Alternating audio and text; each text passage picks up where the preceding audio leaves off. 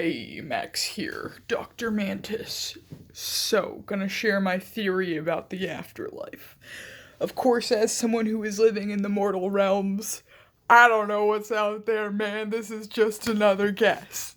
Maybe there's nothing. Maybe there's everything. I don't know, but as a chaos mage, here's my guess. At this time in my young and naive life. So, I think what's gonna happen is, right? Angel of Death or whoever, whatever form of death, comes for you when you're dying, takes you to wherever you go. And what's going to be there, I think, is going to be someone like Michael, the angel Michael, a symbol of judgment, a symbol of justice, right? So something like that, or maybe it'll be Anubis, whatever symbol of judgment.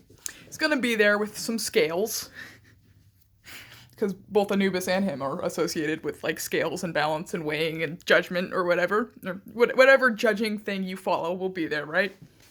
Or don't follow. Maybe it'll just be some guy in a suit. I don't know.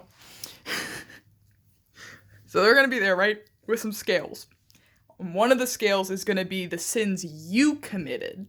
And on the other is going to be the sins that were committed against you. And I think, this is my theory,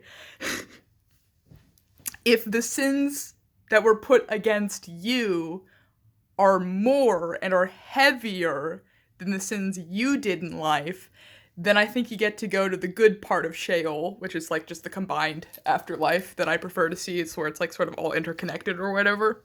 So you get to go to the good part of Sheol, what people call heaven or whatever. You get to go to the heavens if the sins that were done against you outweigh the sins you did to other people. That's what I think. And I think, like, what you get to high five Jesus or whatever other god you follow, and then you get to go to the good part. And if you go to the bad part of Sheol, or what people call hell, the underworlds, then I think what happens is you committed more crime against other people than what was done to you, right? But I don't think it's permanent. I think you go and it's like a really long therapy sort of deal where like all the concepts that you used disrespectfully, that you used in harmful ways against your fellow man, they force you to realize and to feel exactly what you made all those people feel.